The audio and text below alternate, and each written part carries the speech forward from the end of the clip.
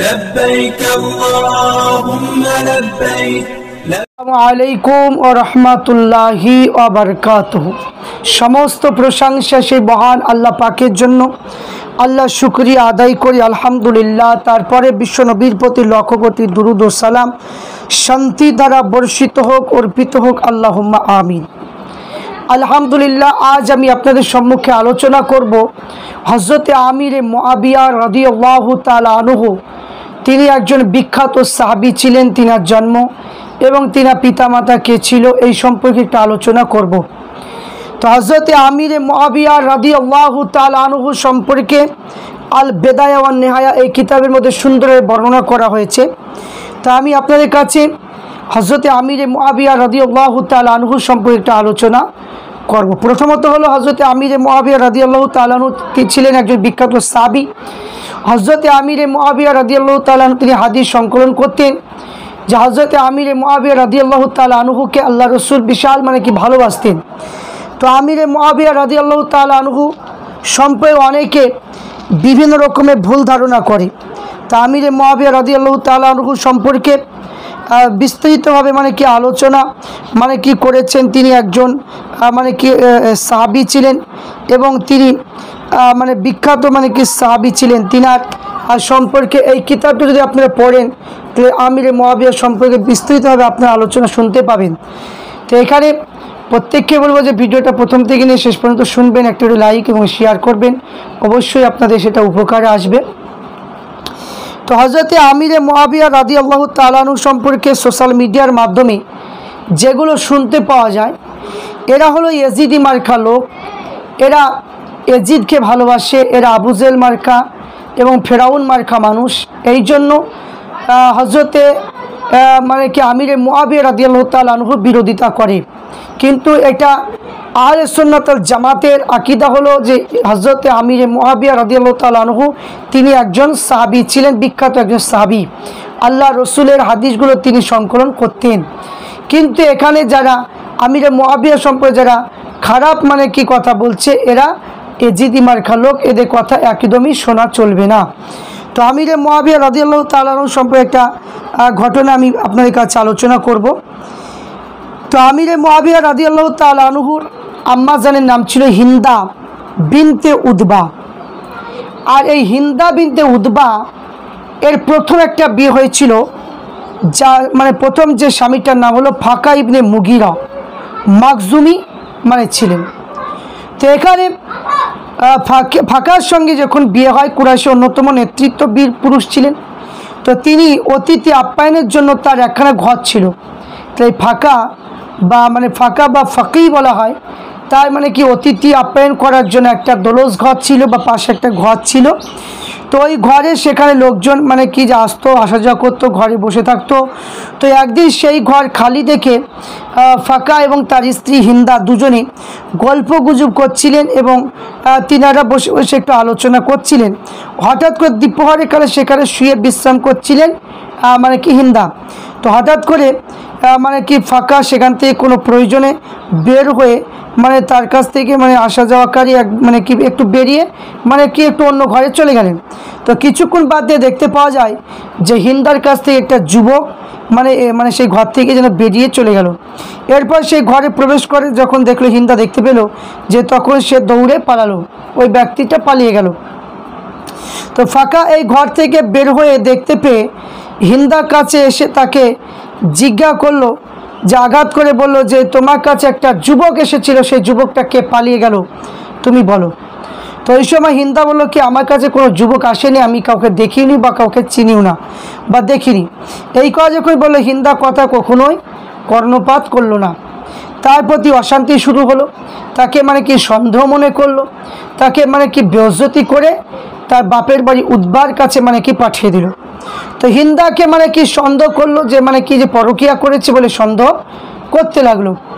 এমন সেই হিন্দাতে সে তার বাপের বাড়ি চলে গেল। উতবাকে সমস্ত কথা খুলে বললো যে, আব্বাজান আমাকে এরকমভাবে খারাপ মনে করছে। তো উতবা যে রেগেলাল। উতবা বলতে লাগলো, যদি এই কথা যদি সত্য হয় তাহলে তোমার বিচার হবে, মিথ্যা যদি হয় তাহলে ফাঁকার বিচার হবে। তাই ইয়ামান দেশে একটা গণককারী একটা জ্যোতিষ একটা পাদ্রীর কাছে নিয়ে যাওয়া হবে, যে কে দোষের কে নির্দোষ এটা প্রমাণ করার জন্য। তো এদিকে মানে ফাকার মানে কাছ থেকে কিছু লোক এবং এবার হিন্দা উদ্বা মানে কিছু লোক নিয়ে চলে গেলেন। এমন সময় যেতে যেতে যেতে যেতে দেখতে পাওয়া যায় ফাঁকা মুখটা ভারী, মানে কি যেখানে হিন্দার মুখটা ভারী হয়ে গেল। তো ভারী মানে কি মনটা খারাপ। এমন সে উদ্বা বলছে, মা তুমি কি মানে এই দোষে কি দোষী হয়েছো? তা মনটা কেন ভারী? তো এই সবাই হিন্দা বলছে, আব্বাজান আপনি আমাকে যেখানে নিয়ে যাচ্ছেন সেই জ্যোতিষী যদি বলে মিথ্যা মানে ব্যাখ্যা দিয়ে যদি বলে যে এই দোষে আমি দোষী, তাহলে সারা জীবন আমি সৎ মানুষ, তাহলে আমাকে কলঙ্কিত হয়ে থাকতে হবে। তাই এখানে মানে কি যে এখানে যদি সে সত্য বলছে না মিথ্যা বলছে এটা বুঝবো কী করে? এই কথা যখনই বললেন সঙ্গে সঙ্গে উদ্বা মানে গোপনে একটা কি করলেন, তার ঘোড়া মানে কি ঘোড়ার মানে কি যেখানে গোপনাঙ্গে একটা গমের দানা লুকিয়ে রাখলেন। কেউ বুঝতে পারলো না।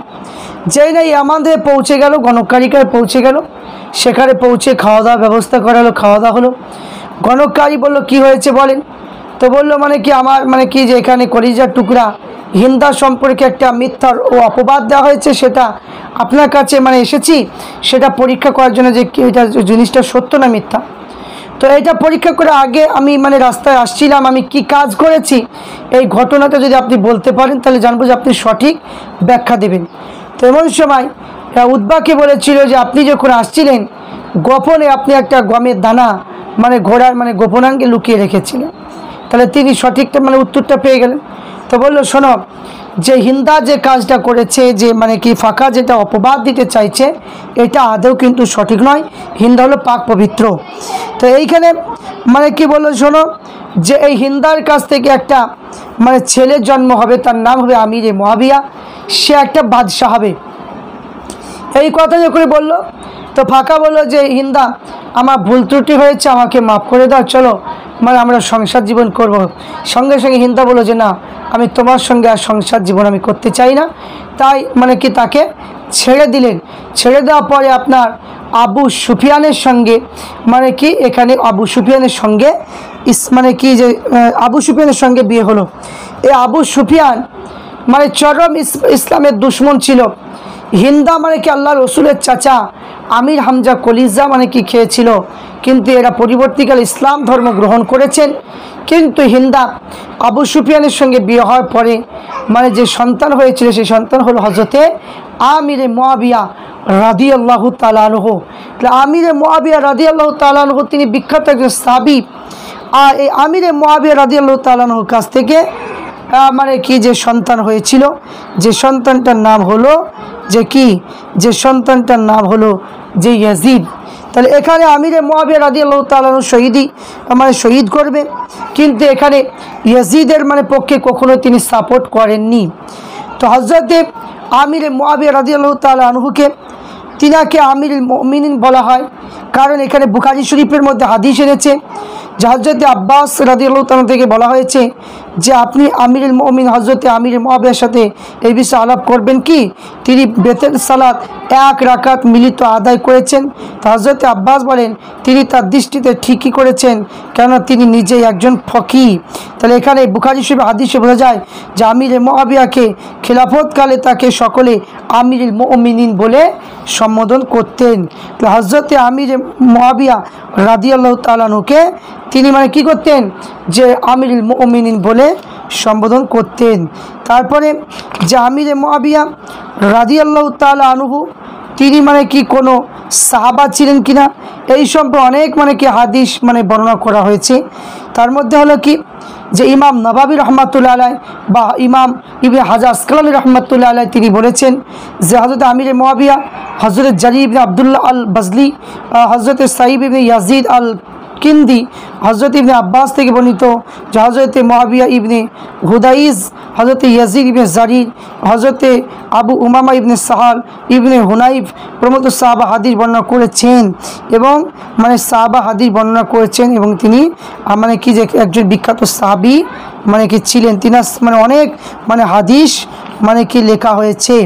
তো হযরতে মানে কি যে আমিরে মুয়াবিয়া রাদিয়াল্লাহু তাআলা আনহু সম্পর্কে মানে কি যে আপনারা শুনলেন, কিন্তু যারা মানে কি আমিরে মুয়াবিয়া রাদিয়াল্লাহু তাআলা আনহু নামে যারা অনেক কিছু মানে কি যে এখানে মানে কি নিতে মানে কি ভুলভ্রান্তি কথা বলে, সোশ্যাল মিডিয়ার মাধ্যমে তারা পরিচালিত করে, তারা ভুল কথা বলে।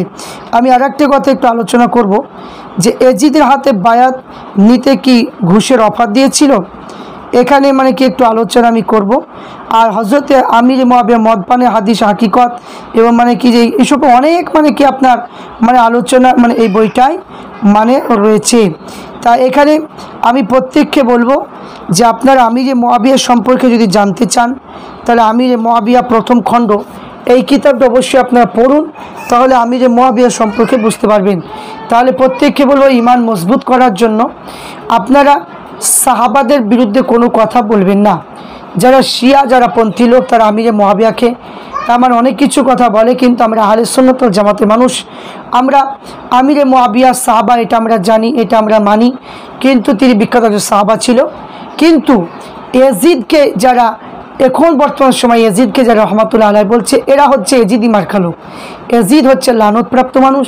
ইয়াজিদের ব্যবহার আখলাক চরিত্র ছিল একদমই আলাদা, শরীয়ত মানত না। সে মানে কি এত মানে কি কঠোরতম মানে কি মানুষ যে মানে কি যে ইমাম হুসাইনকে শহীদ করেছে, তাই ইয়াজিদকে কখনোই মান্য করা যাবে না। তাই চার ইমামের এক ইমাম আহমদ বিন হাম্বাল তিনি কাফের ফতোয়া দিয়েছে, তাই ইয়াজিদকে আমরা কখনোই সাপোর্ট আমরা করতে পারি না। আল্লাহ পাক রব্বুল আলামিন প্রত্যেককে মুজাদ্দিদুল জামানের মত অনুযায়ী চলার তৌফিক দান করেন। আল্লাহুম্মা